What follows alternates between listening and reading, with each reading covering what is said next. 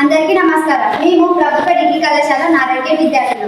తెలుగు జిజ్ఞాస project పర్యవేక్షకుడైన D professor ఆధ్వర్యంలో మేము పరిశోధన చేసిన అంశం అంతరించిపోతున్న తోడలకు గల జీవనోపాధి కోల్పోయిన కళాకారులు. బృంద సభ్యుల పేరు స్వప్న, పావని, భాను, దిగంబర్, మమత.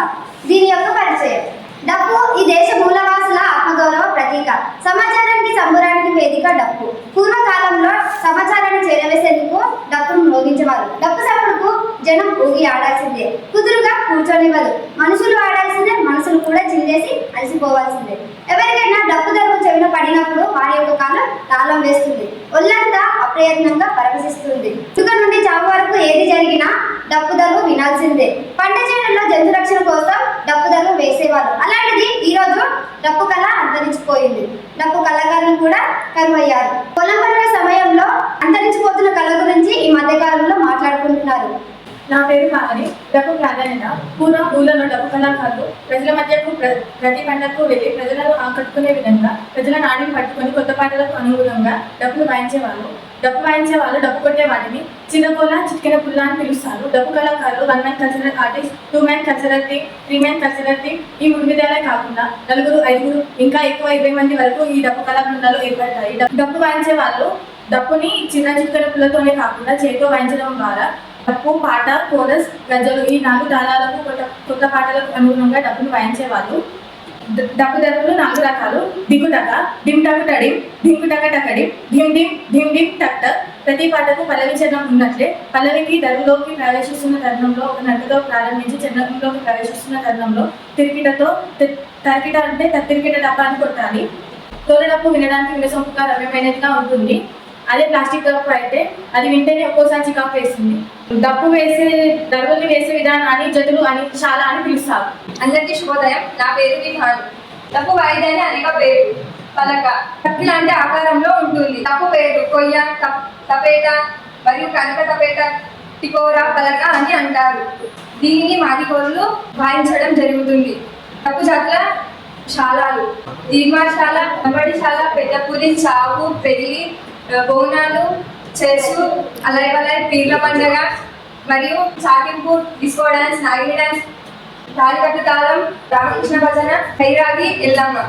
డప్పు తయారీ: సిమెంట్ హౌస్లో మేక చర్మాన్ని 8 రోజులు నానబెట్టి ఆ తర్వాత దానిని తీసి సున్నము మరియు చింతగింజలు నానబెట్టిన దాన్ని సున్నం, పసుపు మరియు దాన్ని రాసి పెట్టి 8 రోజులు దానిని ఎండలో పెడతారు. ఎండలో పెట్టిన తర్వాత మేక చర్మానికి ఉన్న ఎంటుకలు అనేటివి ఊడిపోవడం జరుగుతుంది. ఆ తర్వాత వేప చెట్టు కర్ర, లేకపోతే పనాస చెట్టు కర్ర, ఉడుగ చెట్టు కర్ర అలాంటి దానితోని డప్పు ఆ చెట్టు కట్టెతోని చేయడం జరుగుతుంది. అలా చేసిన తర్వాత మేక తోలు అనేది చింతగింజల తోలు వచ్చిన దానికి పెట్టి గట్టిగా ఉన్నది చూసుకోవడం జరుగుతుంది.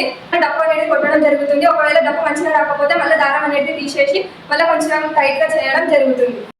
అందరికీ శుభోదయం. నా పేరు దిగంబర్. డప్పు మీద PhD. డప్పు ప్రాముఖ్యతను గుర్తించిన తెలంగాణ మరియు భాషా సాంస్కృతిక శాఖ ఆధ్వర్యంలో డప్పు ఉనికిని కోల్పోవద్దని, డప్పు కళారూపానికి బ్రతికించాలని నిర్ణయం తీసుకుంది. రాష్ట్ర భాష మరియు సాంస్కృతిక శాఖ ఆధ్వర్యంలో డైరెక్టర్ బాబి హరికృష్ణ మరియు శ్రీ పొట్టి శ్రీరాములు విశ్వవిద్యాలయ ప్రొఫెసర్ శ్రీ సూర్య భగవంతరావు ఆధ్వర్యంలో డప్పు కళారూపానికి ప్రాధాన్యత కలిగించడం జరిగింది. తెలుగు విశ్వవిద్యాలయం డప్పు కళారూప PhD స్కాలర్, అందే మ్యూజిక్ అకాడమీ వ్యవస్థాపకుడు మందే భాస్కర్ శిక్షణ అందించడం జరిగింది. అంతరించిపోతున్న జాబితాలో డప్పు కళారూపానికి చేరవద్దని 2 చేతులు పెట్టి కాపలా కాయడం జరిగింది. జీవనోపాధి కోల్పోతున్న తోలు డప్పు కళాకారు. ఈ మధ్య మార్కెట్లోకి ప్లాస్టిక్ డప్పులు వచ్చినప్పటి నుండి తరాల నాటి నుండి ఉన్న తోలు డప్పులకు గిరాకీ తగ్గింది. తోలు డప్పులు మూలకు నెట్టబడుతున్నాయి. ఈ తోలు డప్పులకు పట్టిన గతే తోలు డప్పు కళాకారులకు కూడా పడుతుంది. తమ హుందాతనం నిరూపించుకోవడం కోసం అందరూ ఇప్పుడు వచ్చిన డీజేలను ఉపయోగిస్తున్నారు.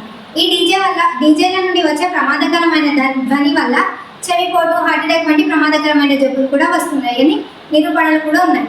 తోలు డప్పు కళాకారులకు గౌరవం దక్కాలి. ఈ డీజే సంప్రదాయం నశించాలి. తోలు డప్పుల కళాకారుల యొక్క కృషి, కష్టం మీద పుస్తకాలు రావాలి.